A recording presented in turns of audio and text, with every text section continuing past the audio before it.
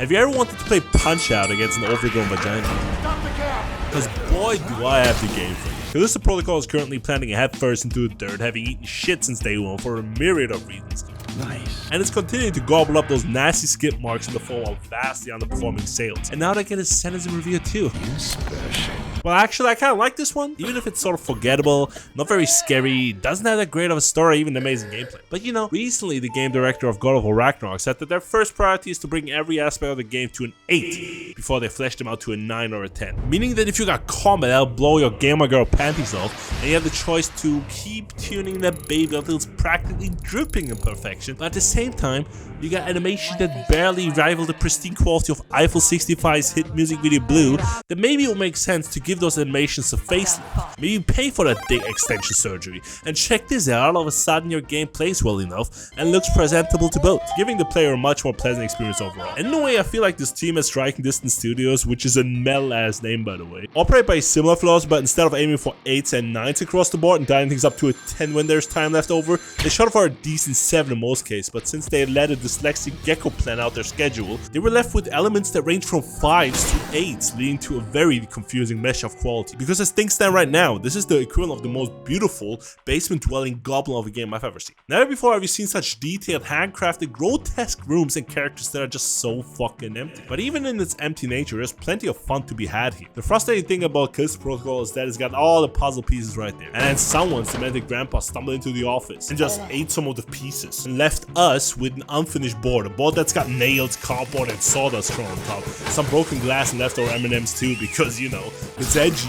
But that's not the problem. I like that bit. Living out your R-rated fucked up Jedi fantasies is an experience that not many games provide. And for that alone, I'm thankful. I mean, hell, actual Star Wars games give you a glorified glowing baseball bat nowadays. No disintegrations. Yeah, damn right. All hail the mouse of Disney. There's no better ability in video games than telekinesis. Adding telekinesis to your game is like adding the minions to your movie.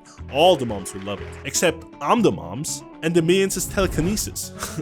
You get it. We even have Starlord right here with us, shoving us against walls and shit. The puzzle pieces are all right there. We could be having hot, sexy telekinesis sex with Starkiller, but instead he fucks off after being a somewhat interesting villain at the start of the game. Once Starkiller gets Palpatine, the story takes off into space or some shit, because it's barely present from that point on. Yeah, you talk to your mate through the speakers, which I didn't even realize for the first half of the game. I kept seeing these subtitles appear on my screen with very muffled sounds of a voice, until I noticed my homie speaking through my controller. That's just lovely, isn't it? The story sets up a lot of questions right off the bat, with lots of allusions to more fantastical elements, some Stranger Things vibes actually, such as, what is this Rubik's Cube? Who are we? Is medicine actually bad? Can Kimiko be my space mommy, please? But call me Tommy Pickett, cause I don't understand jack shit. Maybe the mystery of this random Rubik's Cube was solved in documents, or will be answered in the upcoming DLC, but they made such a big deal about showing it over and over again, that I think it's fair to get an answer to what's going on with it within the game itself, you know? To summarize the story real quick, General Transformers and his buddy boy, who does the RE2 remake turn, which I appreciated, crash land on the moon of Callisto after being boarded by a terrorist group starring Kimiko, who asks, "Bitch, you live like this?" before blowing the whole place up. Then once crashed, homeboy guilt trips us for taking the job, dies, we get arrested for being hot as fuck, and congratulations, you are now schizophrenic. You wake up, oh check it out, the Rubik's Cube that has no significance to anything at all, jump scare. You wake up again, but for real this time, and clearly someone was overcooking that pizza last night, cause shit's spicy as fuck now. You meet this dude who tells you what to do. You found the most British man alive. And so we play a good little boy, we follow his instructions. It's sort of like Bioshock, but without the plot twist. Or the good game. At this point, it takes like a solid minute to kill an enemy on hard difficulty, which made me turn that shit down to normal, because if I decide to beat a sponge to death, that's not very difficult. It's just pretty fucking stupid. We sneak past that robot which clearly was broken and built or something. Well, scan for your butthole, bro. Because you get to actually fight it once, and that fight lasts like one headshot. After that, you never see them again.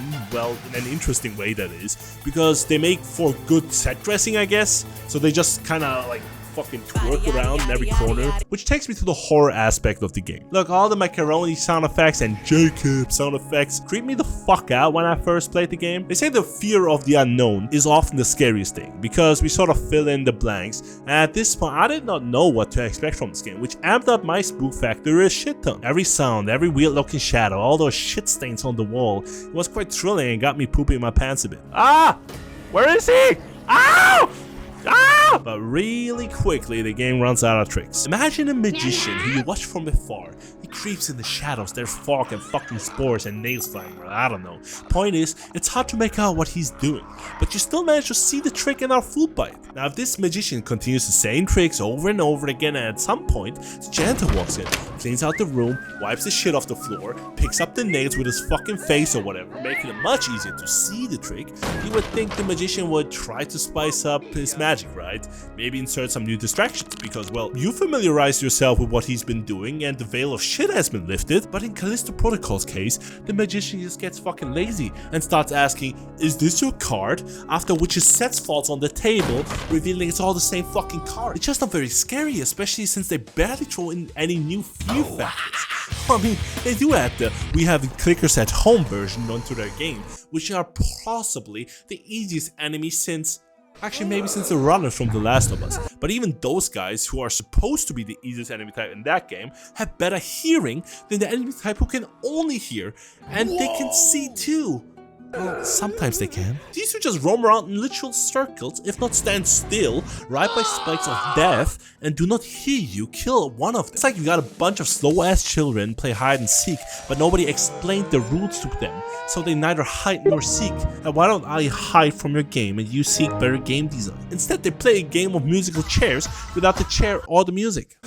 Remember how I said I liked this game at the start? Well, I'm not done complaining. Notice how I also forgot about the story? Well, I'm not alone, because so does the game. After releasing your mate from his cell, you try to meet up with him to get out of the prison. You see Starkiller, he gets Palpatine, and you receive your first gun. After an hour of gameplay, which I think is a fine choice. They clearly want you to actually use your melee weapon, and giving you a gun right off the bat would lead to players not really giving the baton a real shot, as in a way the handguns are more so an additional tool than a complete alternative. They want you to combine them both and not just use one or the other, which I think is a cool fresh approach to combat in one of these games. It's not quite Bloodborne where the gun is like this parry mechanic and does obviously the greatest implementation of a gun any video game ever, and I will not debate this, but it's closer to like The Last of Us in some ways. In that game you combine throwing a glass ball at a clicker's noggins, giving me a good few slaps with your dick, and then finishing it off with a shotgun. And while I do personally prefer The Last of Us gameplay loop, Callisto Protocol managed to find a somewhat similar yet different approach to combat. Most of the time enemies appear right in front of you by jumping out of the ground like they're some fucked up version of Mario. So you dodge, attack, Mario falls back, circle appears, so you shoot him in the cranium. His arm falls off for some reason, and now he should be dead. Or strike once, because, you know, one arm. So dodge, hit, and death. This loop can be shortened, but before we talk about combat variety, let's talk about the enemies. You know, I called these enemies overgrown vaginas. And yeah, these guys are that, if not a man with an ass for it. But a lot of these guys just remind me of old men at the beach. I mean, look at this guy.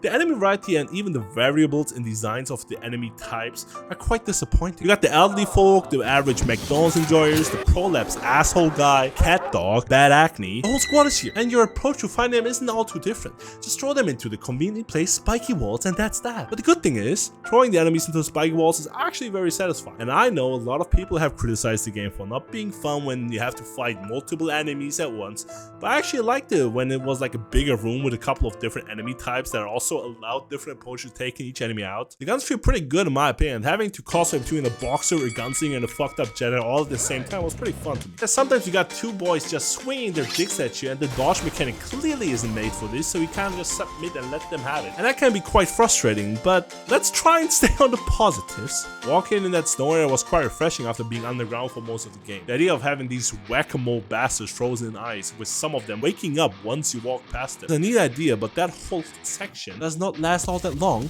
and soon you go back into the underground, which is a fucking lag. Look, I really do hope that this game gets a sequel, because it actually had a pretty short development time, and I feel like you can sort of tell with the many missteps, but at the same time, it's this team's first effort, and for that, it's a damn solid one in my opinion. Lots of franchise start with a somewhat underbaked tile before getting a sequel, and it improves on every aspect of the game in major ways. Just look at Uncharted, Assassin's Creed, Smash Bros, and God of War. All these titles are decent first games, with sequels that are considered peak by many people, especially considering them already making tweaks to the gameplay gameplay mechanics such as the much faster healing times. Because prior to the game's updates, you could hold on to the L2 button, go make a sandwich, take a shit and a nap before my guy was done healing. Was that how? Oh my god, the slowest healing animation of all time. Same thing goes for switching weapons. It was practically impossible to switch your weapons mid-combat without turning it into a whole ass Tom and Jerry skit where you run and hide around corners, bonking the enemies with a piano or some shit to slow them down. Them speeding up these elements is clearly a sign that they are very open to community feedback. So a sequel which didn't force me to cinematic walk every 5 seconds would be amazing, because that may unironically be my biggest criticism next to pretty dog-ass checkpoints too. My guy Jacob, son of Isaac over here, just randomly starts stunting on my ass by crip walking, ending my sprint out of nowhere at random intervals that don't even seem to be of any purpose. Like, half of these hallways look the exact same. Why do I have to slowly walk these couple steps before I can run for half a second and go back to cinematically walking for a couple more steps? That shit drove me insane. I have not heard anyone complain about this. Neither have I experienced it like this in any other game before. But yeah, I could easily rip much more into this game, but I want to end on this somewhat positive note. No, I will not continue the summary of the story because clearly it doesn't go anywhere, and somewhat spoiler free here, I guess. Look, this is my first proper game review, which is weird because at the end of 2020, it seemed like that's what my channel would become.